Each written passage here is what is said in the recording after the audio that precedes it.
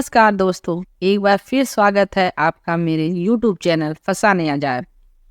आइए सुनते हैं शिवानी द्वारा रचित उपन्यास कृष्णकली भाग 18 मेरी यानी डॉक्टर वंदना की आवाज में। विरोधी पक्ष के किसी निर्लज्ज संसद सदस्य की ही सीना जोरी में तना हुआ हाथ बांधकर तख्त पर जम गया। उसके मुंह से आती मादक दुर्गंध का भभका पूरे कमरे में फैल गया। स्पष्ट था कि वह सस्ते देसी ठर्रे की पूरी बोतल ही गटक कर लौटा है। फूहड़ गवारू ढंग से चबाए गए पान की पीक एक लंबी रेखा बनाती उसकी काट्स बुल की कमीज के सुरुचिपूर्ण कॉलर को रंगती बटनों को लाल बना गई थी। You are not sober Damodar, Praveen ने ठंडे स्वर में कहा। जाओ, एक दो लोटा ठंडा पानी सिर पर उड़ेल कर सो रहो, फिर बातें होंगी। तुम्हारे सिर पर न डाल दो 2 लोटा ठंडा पानी। वह झगड़ालू गवार सा व्यक्ति प्रवीर के सामने ऐसे तनकर खड़ा हो गया कि माया सहम गई। क्या पता नशे के जोके में कहीं कुछ कर ना बैठे। जो कहना है अभी कह दो, समझे? मैं इस घर का दामाद हूँ, नौकर नहीं। देखो दामोदर, प्रवीर का स्वर आश्चर्यजनक रूप से ठंडा था। बाबूजी को लड़ाई झगड़े से सख्त नफरत है। तुम जब तक यहाँ रहना चाहो हमारे सिर आंखों पर रहो, पर भगवान के लिए ये चीखना चिल्लाना और पीना पिलाना बंद करो। यहाँ यह नहीं चलेगा। हमारे घर की अपनी एक मर्यादा है। अच्छा? व्यंग से दामोदर का गला एकदम ही पतला बन गया। उस सुदर्शन व्यक्ति के गोरे चेहरे पर रात भर के असंयम ने होली का तेल काली भरा काला रंग सा पोत दिया था। तुम अपने घर की मर्यादा की बात कर रहे हो? घर की बहू स्वामी जी के साथ भाग गई। किराए में रहती है वो 3 कौड़ी की छोकरी, जिसकी सोबत ने घर की बेटियों को भी पर उगा दिए हैं, जो मुर्दों से भी फ्लर्ट करने शमशान पहुंचती है। चौको मत प्यारे, हम भी किसी जमाने में पुलिस महकमे में अफसर रह चुके हैं। कौन परिंदा उड़कर कहाँ जा रहा है सब खबर रखते हैं। फिर हम मी से तुम घर की मर्यादा का बखान करते हो। स्वयं तुम्हारा रिश्ता हो रहा है पांडे जी की पुत्री से। अब भला तुम्हारे पांडे जी को कौन नहीं जानता? कौन से दूध के दुल्हे हैं पांडे जी? कहो तो खोल दूं फाइल। प्रवीर उसे इस प्रकार से धकेल कर अपने कमरे में चला आया। उस व्यक्ति से निरर्थक बहस में उलझना कीचड़ में पत्थर फेंकना था। सोचा था थोड़े दिन छुट्टियों में जरा चेंज हो जाएगा, सो खूब चेंज हो गया था। अगले बुधवार को उसका एयर पैसेज बुक हो गया था, पर उसके जी में आ रहा था कि वह घर की इस दिन रात की चकचक से छुट्टी पाने जल्दी ही काबुल लौट जाए। दोपहर के खाने के लिए माया 2 बार उसे बुलाकर लौट गई। तीसरी बार स्वयं बाबूजी द्वार पर आकर खड़े हो गए। तुम्हारी अम्मा ने कल भी कुछ नहीं खाया, तुम भूखे रहे तो वह भी अन्न का दाना मुंह में नहीं डालेगी। प्रवीर चुपचाप उठकर उनके पीछे पीछे चला गया। खाने की मेज पर शायद सब उसकी प्रतीक्षा कर रहे थे। दामोदर को छोड़ अन्य सबके चेहरे पर वैसी ही अस्वाभाविक मुर्दनी छाई थी, जैसे भयानक गृह कलह के पश्चात रूठे मनाए गए गृह सदस्यों के चेहरों पर छाई रहती है। जया माया खाने के कौरों से खेल रही थी। नवीन थाली में पड़ी चपाती को गोल गोल घुमा रहा था। प्रवीर को आते देख उसने थाली पास खींच ली। खाने के कमरे में लगे पर्दे के बैदान से चौके में पीढ़े पर सबकी ओर पीठ किए बैठी अम्मा का उदास उतरा चेहरा बीच बीच में दिख रहा था। बाबूजी, प्रवीर ने मनहूस चुप्पी की हिमशिला पर हथौड़े खींची चोट की। मुझे बुधवार को जाना था, पर अब मैं अपना प्रोग्राम कुछ बदल लिया है। वहाँ कुछ जरूरी काम छोड़ आया था, सोच रहा हूँ परसों चला जाऊँ। बाबूजी के मुंह का गस्सा मुंह में ही रह गया। उस धुंधली सरल दृष्टि के मूक प्रश्न का वह कुछ भी उत्तर ना दे सके। अम्मा अचानक पर्दा उठाकर मेज के पास खड़ी हो गई। बाबूजी शायद उसके जल्दी घर से चले जाने का कारण समझ गए थे। दामोदर खाना खत्म कर मेज पर बैठे अन्य सदस्यों की अनुमति लिए बिना ही बड़ी अभद्रता से सशब्द कुर्सी ठेल कर बाहर चला गया। उसके कमरे से जाते ही तनाव से बोझिल अस्वाभाविक वातावरण बाष्प सा बनकर विलीन हो गया। अम्मा प्रवीर के पास बैठ गई। देख लल्ला, अब जब सगाई हो गई है तो ढील ढलावट देना ठीक नहीं। इसको तो तू देख ही रहा है, खाना पीना छोड़कर उसी बेया के दुख में घुली जा रही है। तेरी शादी जब तक नहीं होगी तेरे बाबूजी पांडे जी से कहेंगे भी किस मुंह से। फिर कल पांडे जी मुझसे कई बार हाथ जोड़कर कह गए कि जैसे भी हो अप्रैल में ही कुन्नी की शादी निपटाना चाहते हैं। लड़की को 2.5 साल की ऐसी विकट दशा है कि फिर शादी नहीं हो सकती। तो हर्ज क्या है अम्मा, 2.5 साल बाद ही सही। अम्मा ने अविश्वासपूर्ण दृष्टि से सनकी पुत्र को देखा और रुआसी हो गई। और क्या, बुढ़ापे में सेहरा बांधना मेरा क्या? आज तक तूने मेरी कोई बात मानी है जो आज मानेगा? बाबूजी उठकर बाहर चले गए। उनके कुछ न कहने पर भी चेहरे की खिन्न रेखाएं बहुत कुछ कह गई थी। अम्मा चश्मा उतार कर पोंछने लगी। कल समधियाने से जाने किस कुल्हाड़ी में लौटी कि बड़ी बड़ी स्टील की थालियों में भरे मेवे मिष्टान का एक बतासा भी पास पड़ोस में नहीं बांट पाए। सब सामान वैसे ही धरा था। जया की पुत्री ही एक दो बार लुभावनी थालियों पर बड़ा मेजपोश का घूंघट हटाकर जाग गई थी और जया ने उसे एक चाटा धर दिया था। निवीर्य पति के घर दामाद बन जाने पर वह पुत्री को ननिहाल में सामान्य सी याचना करने पर भी निर्ममता से कूट देती। उसे लगता कि वह मायके में अपना महत्वपूर्ण पद खो बैठी है। जिस लाड़ दुलार से अम्मा उसे इकलौते पुत्र की भांति पान के पत्ते पर फेरती थी, उसका स्थान अब करुणा ने ले लिया था। वही सहानुभूति, जननी की निष्कपट सहानुभूति होने पर भी उसे विष तुल्य लग उठती। पहले की जया होती तो शायद प्रवीर को वहीं पर चीर कर धर देती, पर अब वह पोर्टफोलियो विहीन मंत्री की भांति चुपचाप हाथ पर धरे बैठी रही। एक बार अम्मा ने बड़ी करुण याचनापूर्ण दृष्टि से उसकी ओर देखा, जैसे कह रही हो, तू ही इससे मना जया, तेरी बात तो खूब सुनता था। काबुल जाने पर तू क्या कभी साल भर से पहले लौटा है? अम्मा जैसे निराशा से हताश हो गई थी। देखो अम्मा, प्रवीण ने कुर्सी अम्मा की ओर मोड़ ली, 7 दिन बाद तो मुझे वैसे भी जाना था और उन 7 दिनों में तो मेरा ब्याह रचा नहीं सकती थी। नाक में नकेल तो तुमने डाल ही दी है, घबरा क्यों रही हो? क्यों अम्मा? दामोदर न जाने कहाँ से आकर फिर द्वार पर खड़ा हो गया। क्या समझियाने की मिठाई का अचार डालोगी? खिलाओ ना एक आध बालूशाही। हमें तो भाई अपने घर में खाने के बाद मिष्ट दंत का अभ्यास है। फिर अम्मा के उत्तर की प्रतीक्षा किए बिना ही उसने सबसे बड़े थाल का कपड़ा उठाकर दोनों हाथों में कंगले की भांति बालूशाहियां ऐसे भर ली जैसे आज तक कभी देखी न हो।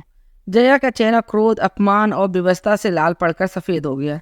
अबोध पुत्री को उसने ऐसी ही लोलुपता के लिए समुचित दंड दे दिया था, पर इस सुशिक्षित परिपक्व मस्तिष्क के प्रौढ़ पति को क्या वैसा ही दंड दे सकती थी? पति के निर्लज्ज आचरण से क्षुब्ध होकर वह कंठ की सिसकी कंठ में ही गुटकती हवा सी बाहर निकल गई। अम्मा चौके में चली गई। नवीन फोन की घंटी सुनने का बहाना बनाकर आग के इशारे से माया को भी अपने साथ खींच लाया। दामोदर कुर्सी खींचकर मिठाई के थाल के पास ही जम गया। उसे किसी के आने जाने की चिंता नहीं थी। नशा उतर गया था, पर खुमारी अभी भी लाल आंखों के बाहरी फोटो को बोझिल बना रही थी। एक बालूशाही उसने प्रवीर की ओर बढ़ा दी और हंसकर कहने लगा, लो चखो प्यारे, ससुराल की मिठाई और भी मीठी लगती है। प्रवीर के जी में आया वही बालूशाही खींचकर उसके मद्यपान से मूर्ख बन गए चेहरे पर दे मारे। क्या वह व्यक्ति लोक लाज मान सम्मान को भी ठर्रे के साथ कॉकटेल बनाकर पी गया था? यह सस्पेंशन के आकस्मिक आघात ने इसे पतन गर्त की जानलेवा गहराई में ढकेल कर छोड़ दिया था।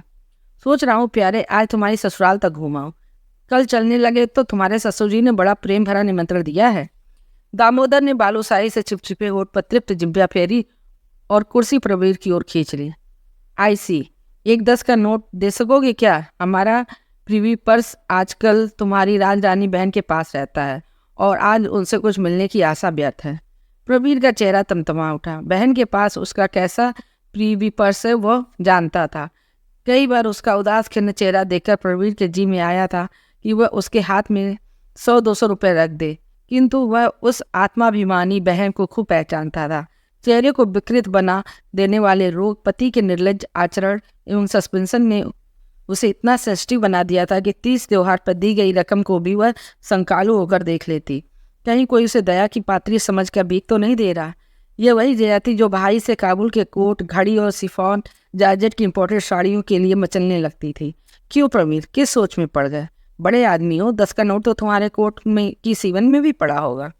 प्रवीर ने बटुआ खोलकर 10 का एक नोट बड़ी अवज्ञा से दामोदर के पैरों के पास फेंक दिया, जैसे किसी बकबक कर रहे भिक्षुक को भीख दे रहा हो, और फिर वह बाहर निकल गया। उसे यह नोट न देता तो शायद भैया दामोदर उसकी ससुराल जाकर पांडे जी से ही ये रकम झटक लाता। क्या पता अब भी जाकर मांग ले। अभी ही उसे साफ साफ समझा देना ठीक होगा। देखो दामोदर, वह उल्टे पांव लौट आया, पांडे जी के यहाँ तुम्हारा जाना ठीक नहीं। ओह अच्छा, तुम्हारा जाना तो ठीक है ना? वह हंसकर कहने लगा, मैंने सुना तुम्हें कल फिर चाय में बुलाया है। शायद तुमने नहीं सुना, मैंने कहा था ना, 1000 हो, आखिर पुलिस महकमे का अफसर हो। उड़ती चिड़िया तो हमारा थानेदार भी पहचान लेता है। अभी उन्हीं का तो फोन आया था, हमने सुन लिया। तुम तो साले बहरे हो, कोई मंत्री जी आ रहे हैं, पांडे जी तुम्हारी बदली के लिए उन्हीं की धरपकड़ कर रहे हैं। इसी से तो हम भी जा रहे थे कि बहती गंगा में हम भी हाथ धो लें, पर तुमने टोक दिया। दामोदर को किसी ने चलते चलते टोक दिया तो फिर वो वहाँ बोलकर भी नहीं जाता, समझे? प्रवीर ने ठीक ही सुना था। वो अपने कमरे में आ गया तो माया भागती भागती आ गई। बड़े दा, पांडे जी का फोन आया था, कल मंत्री जी उनके यहाँ चाय पर आ रहे हैं। पांडे जी ने तुम्हें भी बुलाया है। शायद तुम्हारी बदली अब दिल्ली जल्दी ही हो जाएगी। ठीक है, प्रवीण ने मन ही मन सोचा। कल ही एकांत में वो कुन्नी को सब बातें समझा देगा। घर की बहू बनकर वह जब आ ही रही थी तब दामोदर का परिचय देने में क्या दोष था।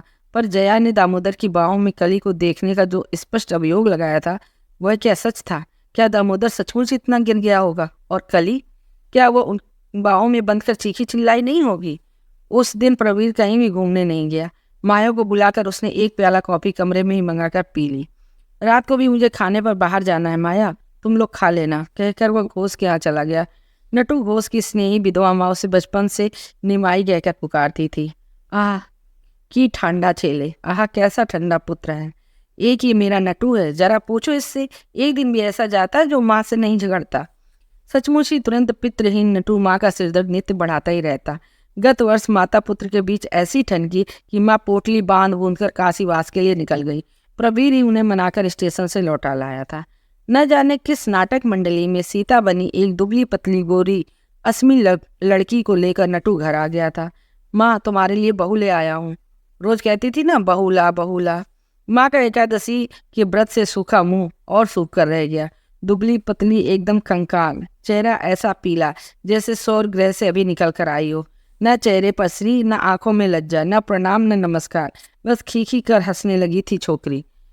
क्या बकता है नटू? माँ कंधे तान कर खड़ी हो गई थी। ये नई बहू है या जच्चा? शाबाश माँ, नटू ने बढ़कर माँ की पीठ ठोक दी और उसे भीतर खींच लाया। पीछे पीछे वही दृष्ट छोकरी भी आकर खड़ी हो गई थी। माँ, नटू ने फुसफुसा कर कहा था, तभी तो कहता हूँ तुम्हें स्कॉटलैंड यार्ड का जासूस बनना था। फिर उसने जो कुछ माँ को बताया वह सुनकर स्तब्ध हो गई। ऐसी पतिता को वो बहू बनाकर ले आया है। जिस नाटक मंडली की में नटू काम करता था वहीं वह लड़की भी कभी कभी अभिनय करने आया करती थी। नया कानून बनने पर उसकी माँ ने पेशा छोड़ दिया था। कभी कभी आकाशवाणी से दादरा ठुमरी गा लेती, कभी गाने के ट्यूशन कर लेती। इस बात उसने लड़की को बीए तक पढ़ा दिया था। लड़की में भी अद्भुत प्रतिभा थी। चेहरा फोटोजेनिक होता तो शायद फिल्म लाइन में भी चमक उठती, पर थिएटर कंपनी की फुटलाइट में ही वह चेहरा ऐसा चमका कि थोड़े ही दिनों में एक साथ अनेक नाट्य संघों की द्युतिमान तारिका बन गई। उसी सौरमंडल की जगमगाहट में उसका परिचय धूमकेतु से चमकते शिवकांत बहादुरी से हुआ। प्रसिद्ध उद्योगपति का इकलौता पुत्र जहांगीर बनता तो वह नूरजहां, वह आनंद कंद रघुनंदन की भूमिका में अवतरित होता। वह सकुचाती सीता के अभिनय से दर्शकों को सम्मोहित कर देती। किंतु नाटक के पर्दे के साथ ही एक दिन उसके जीवन नाटक का भी पर्दा ऐसा गिरा कि बेचारी टुलू अपना सब मुखस्त किया पार्ट भूल कर रह गई। अवस्था ऐसी थी कि अब लोग उसकी जननी बनने से कुछ पूर्व का ही अभिनय वो निभा सकती थी। गोल मटोल पीले चेहरे की उस नूरजहां की व्यथा को न भाप लेते ऐसे मूर्ख कलकत्ता के दर्शक नहीं थे। माँ ने सुना तो द्वार बंद कर दिए। अपने कलुषित जीवन के पिछले परिच्छेद फाड़ फोड़कर वह जला चुकी थी। नवीन समाज में उसने एक मर्यादापूर्ण स्थान बना लिया था। उसे अब मूर्खा पुत्री के कलंक से वह दूषित नहीं होने देगी। क्रोध में उबलती टुलू पार्क की बेंच पर बैठी रो रही थी कि नटू घोष मिल गया। पहले उसने सोचा शायद वह वनगामिनी पति परित्यक्ता सीता का पाठ कंठस्थ कर रही है, पर जब उसके पूछते ही वह उसी से लिपट कर फपक कर रो पड़ी तो कच्चे दिल का नटू स्वयं भी रोने लगा। एक बार नाटक के 3 घंटे पहले जहांगीर को गैस्ट्रोएंटाइटिस ने अधमरा कर दिया था और नटू ने ही कलपति नूरजहां को अपनी बाहों में संभाल लिया था। दर्शक उस नवीन जहांगीर के अभिनय को देखकर मुग्ध हो गए थे। फिर आज वह उसे जीवन के विराट रंगमंच पर अकेली कैसे छोड़ देता। 3 महीने तक एक मिशनरी अस्पताल में उसने टुल्लू के प्रसव का पूरा खर्चा ऐसे औदार्य से उठाया जैसे वे ही अजन्मे शिशु का पिता हो। फिर जब ब्रोंच केस में अकाल मृत्यु कवलित मृत शिशु की देह पर टुल्लू नाटकीय मुद्रा में पछाड़े खाते विलाप करने लगी तो साथ में वह भी बिलखने लगा। वहीं एक नर्स की सांत्वना उसे अचानक प्रेरणा दे गई। रोते क्यों मिस्टर घोष, अभी तो आप दोनों की पूरी जिंदगी पड़ी है। भगवान ने चाहा तो अभी ऐसे 20 बेटे होंगे। आज के परिवार नियोजन का वर्ष होता तो अभागी नर्स की नौकरी चली जाती। नटू ने प्रवीर से हंसकर कहा था, पर मुझे उसकी बात प्रेरणा देगी। मैं टुल्लू को उसी छठ रिक्शा कर घर ले आया। पर लाने से क्या होता, माँ ने जोटा पकड़कर मुस्कुराती बेया बहू को किया घर से बाहर और नटू को कमरे में बंद कर 3 दिन तक भूखा रखा। चौथे दिन भूखे शेर और शेरनी की लड़ाई के बीच में यदि प्रवीण नहीं पड़ता तो अनर्थ हो जाता। उस दिन से प्रवीर की जब मासी माँ देखती, उनकी आंखों में कृतज्ञता के आंसू छलक आते। पर लाख बुलाने पर भी वह इस बार एक दिन भी खाने का निमंत्रण स्वीकार नहीं कर पाया था। आज अचानक ही अपने को स्वयं निमंत्रित कर उपस्थित हो गए अनमोल अतिथि की अभ्यर्थना में घोष जन्नी दोहरी हो गई। लड़के की पसंद को वो बचपन से पहचानती थी। लाख हिंदुस्तानी हो, पसंद थी एकदम बंगाली। पटल का दोलना, मांगुर माछ का झोल और छेने की खीर, यही सब पसंद था उसे। आज वही सब रांधने का सुवासित आयोजन रचाती मासी माँ वही से प्रश्नों की बौछार करने लगी। क्यों रे प्रभु, प्रवीर तेरी बहू सुना खूब गोरी है, अपनी जया माया से भी उजली। बाप रे बाप, तुम पहाड़ियों का रंग तो कश्मीरियों से भी चिट्टा होता है रे। एक तो तू ही काला कैसे हो गया? फिर भी तुम मुझे निमाई कहकर पुकारती हो। प्रवीर हंसकर लकड़ी के तख्त पर लेट गया। आहा, चेहरे के रंग से क्या होता है सोना, मन का रंग देखकर ही तो तुझे पुकारती हूँ निमाई, और क्या। नटू ने मित्र की पीठ पर कोनिया टेक ली। यह गौरांग महाप्रभु ना आते तो आज दो नाती नतनी इस घर की को गुलजार कर देते। चुप कर राक्षस, माँ ने उसे झड़क दिया। न जाने कहाँ के गड़े मुर्दे उखाड़ता है अभागा। हारे निभाई, तेरी माँ ने कहा है अगले रविवार को मुझे भी तेरी ससुराल ले चलेगी, पर मैं तो इस बीच तेरे घर जाकर गजब ही कराई रे। सुना दे रे तो नटू, मुझे तो कहते भी ला जाती है। मासी माँ आंचल में मुंह ढाप हंसने लगी। जानता है माँ क्या कर रही हैं? तेरे यहाँ गई तो मिस मजूमदार शायद किसी दुल्हनों की फैशन परेड की मॉडल बनने जा रही थी। एकदम सजी धजी शोकेस की मोम की गुड़िया बनी थी। माँ ने आओ देखा न था और बस लिपट गई। कहने लगी, मेरा मन कहता है ये मेरे निमाई की बहू है। क्यों बेटी, हो ना प्रवीर की होने वाली बहू। और बस उस छोकरी ने भी सोचा बनाओ बद्दू। लजा सकुचाकर ऐसे छुई मुई बन गई जैसे वे सचमुच ही तेरी बहू हो। मुस्कुरा कर कह दिया हाँ, और हमारी इडियट मातेश्वरी ने आशीर्वादों की जड़ी लगा दी। वह तो उसी पल तुझे ढूंढता मैं पहुंचा तो हक्का बक्का रह गया। माँ उसे गैया बनी ऐसे चूम चाट रही थी जैसे बिछड़ी बचिया हो। मेरा माथा ठनका। मैंने पूछा, क्यों मिस मजुमदार, आज माँ का आप पर यह कैसा प्रेम उमड़ रहा है? तो बच्चा छोकरी हंसने लगी। अरे मैं क्या जानू रे निमाई, मासी माँ बोली। लड़की का चेहरा तो ऐसा भोला भाला था जैसे अभी भी माँ की दूध पीती बच्ची हो, और पेट में 2.25 गज लंबी दाढ़ी। अरे मैं क्या कोई तेरी देवरानी जेठानी जैसा मजाक किया? अब बता भला, तेरी दादी की उम्र की मैं मुझे को बुद्धू बना गई। पर हाँ रे प्रवीर, ऐसी सुंदरी कुंवारी लड़की को घर में रखना ठीक नहीं। ये तो मैं जानती हूँ कि तू ठहरा सन्यासी जाति मानुस, पर अपने इस अभागे पर मुझे रत्ती पर विश्वास नहीं होता। दिन रात बाहर नाटक खेल खेल कर घर में भी कभी कभी नाटक खड़ा कर देता है।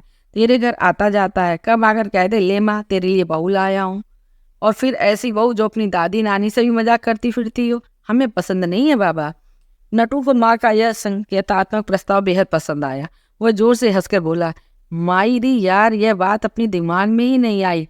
पता नहीं मिस मजूमदार को नाटक वाटक में रुचि है या नहीं। इस बार हमारा संघ एक प्रतीकात्मक नाटक का प्रयोग कर रहा है। एक ऐसा चेहरा जुट जाता तो बस। उस दिन शमशान में रांगा दी की चिता कोई एकटक देख रही थी छोकरी। दो बड़ी आंखों के फोकस में दाएं बाएं जलती दो चिताओं के प्रतिबिंब को कोई दूर से भी देख सकता था।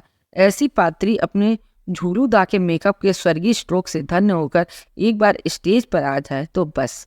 चित्त भी अपनी और पट भी। पार्ट की लाइन भूल भी जाए तो वे सदा बाहर आके ही पूरा पार्ट प्राम्प्ट कर देंगी। प्रवीर चुपचाप तख्त पर पड़ी पेंसिल से मासी माँ के हिसाब की कॉपी पर उल्टी सीधी रेखाएं खींचता रहा। और सोच, घोष स्वयं ही बड़बड़ाता जा रहा था। पड़ गई है उन विदेशी लफाड़ियों की सोहबत में। एकदम गिरलाइन से जंगली निर्भीक खुखार बंचर कंधे पर झूलती झूलती सुनहली अयाड़ ढीलम ढल्ला राजा जनक के चोंगे सा कोट का मातुर सुर्ख आंखें, गले में रुद्राक्ष की माला। साले एकदम वीर भूमि के नरबच्छी का पालिक लग रहे थे, और साथ में यह सुंदरी अगोरी भैरवी। बड़ा आश्चर्य रे प्रवीर, फिर ऐसे धीमे स्वर में फुसफुसाकर कहा जिससे चौके में बैठी माँ न सुन पाए। ऐसी दहकती भट्टी के इतने पास धरा तेरा हृदय नवनीत पिघल कर उसी में नहीं गिर गया? मैंने तो उसे 2-3 बार ही देखा है, पर जितनी बार देखता हूँ जी चाहता है ऊंची आवाज में चंडीदास का वही गीत गुनगुनाने लगूं। प्रभाते उठिया जे मुखहेरी तू, दिन जाबे आजी भालो। आज सुबह उठते ही जिसका चंद्रमुख देखा है उसे देखने पर निश्चय ही मेरा दिन अच्छा बीतेगा। प्रवीण नटू को बरसों से जानता था। ऐसे न जाने कितने चेहरे देखकर वह इस पद को लाखों बार दोहरा चुका था। लड़की मात्र को देखने पर नटू का हृदय सिखाए नट सी मशीनी गुलाटे खाने लगता था। यह कोई नई बात नहीं थी। खाना खाकर प्रवीण बड़ी देर तक वहीं गप्पे मारता रहा। कलह से मलिन अपने गृह लौट जाने का उसका मन ही नहीं कर रहा था। नटू को अपने नाटक के रिहर्सल के लिए जाना था। उसे वहां छोड़कर वह घर लौटा तो 10 बज गए थे। गेट पर पहुंचते ही सशंकित दृष्टि से उसने बेंच को देखा। कहीं आज भी शमशान शादिका मदालसा बेंच पर ही चित पड़ी न मिल जाए। पर आज उसके कमरे में ताला नहीं था, द्वार बंद थे। लगता था माया बन बिहारनी स्वामी आज स्वेच्छा से ही कपाट मूंद कर सो गई थी। वह अपने कमरे में जाकर सो गया। तकिए पर सिर रखते ही उसे गहरी नींद आ गई। आंखें लगी ही थी कि वह अचकचाकर जग गया। उसे लगा किसी ने उसके पैर का अंगूठा जोर से पकड़कर हिला दिया हो।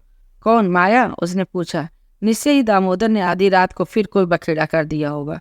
क्या हुआ माया? वह उठ बैठा।